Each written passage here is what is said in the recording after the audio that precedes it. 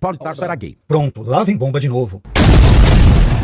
O espinho na carne é a homossexualidade de Paulo de Tarso. O espinho na carne que o próprio apóstolo Paulo menciona em 2 Coríntios 12:7 não é a homossexualidade, mas é, a julgar pelo próprio contexto dessa passagem, algum tipo de problema de natureza espiritual. Ao que tudo indica, Paulo estava sofrendo diversas investidas demoníacas, uma vez que o próprio Paulo chama esse espinho na carne em grego de angelos sataná, isto é, anjo de Satanás, que é uma possível referência a um anjo caído, ou seja, a um demônio, e de acordo com 2 Coríntios 12, versículos 7 a 8, tal demônio fora enviado para causar algum tipo de sofrimento em Paulo, a fim de que ele não se tornasse soberbo devido às importantes revelações que o Senhor lhe dera. E como é que eu sei que Paulo de Tarso era homossexual, sem sombra de dúvida? Afirmar que o apóstolo Paulo era homossexual, sem sombra de dúvida, demonstra, sem sombra de dúvida, um profundo desconhecimento bíblico. No grego koiné, a palavra mais comum para você se referir ao sodomita, que era o homossexual do Antigo Testamento, era malakoi. A palavra grega malakoi vem do grego malakos e significa, segundo o BDAG e o dicionário de Low e Naida, ser passivo em um relacionamento entre pessoas do mesmo sexo. Efeminado, termo este especialmente usado de catamitas, de homens e meninos que são sodomizados por outros homens em tal relacionamento. Ou seja, o homem que é o parceiro passivo numa relação homossexual. Mas quando Paulo escreve a condenação aos homossexuais, aqui ele está se referindo provavelmente a 1 Coríntios 6, versículos 9 a 10,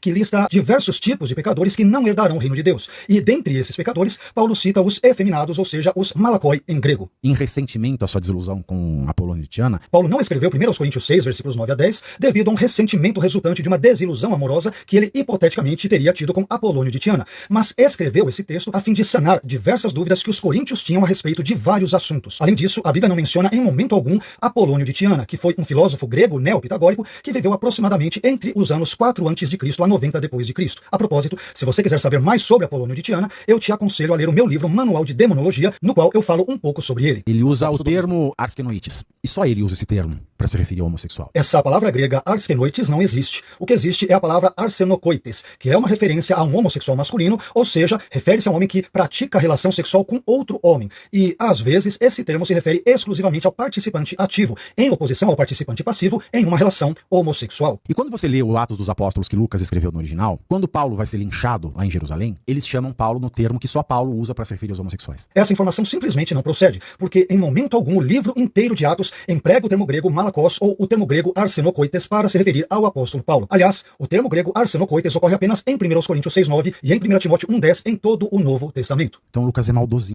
Lucas não é maldosinho. Eu acho que você é que talvez seja desinformadinho. Ele deixa esse detalhe, mas você só vai saber lendo a Bíblia no original. Pois é, se você lesse o Novo Testamento em sua língua original, você jamais diria qualquer uma das coisas absurdas que você disse nesse vídeo.